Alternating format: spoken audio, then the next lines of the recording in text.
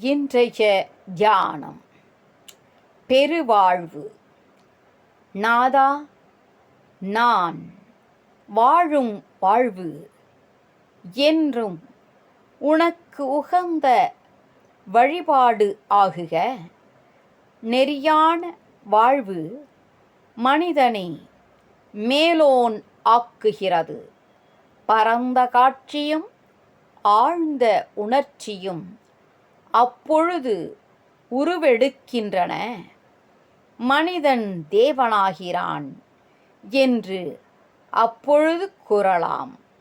புதிய ஆற்றலும் அப்பொழுது அவனுக்கு உண்டாகிறது. எல்லாம் தெய்வ சொரூபமாக மாறுகிறது. அதன் பிறகே மனிதனுக்கு உண்மையான வாழ்வு வந்து அமைகிறது. எட்டத் தொலையாத எந்தை பிரான் சந்நிதியில் பட்ட பகல் விளக்காய் பண்புறுவது என்னாலோ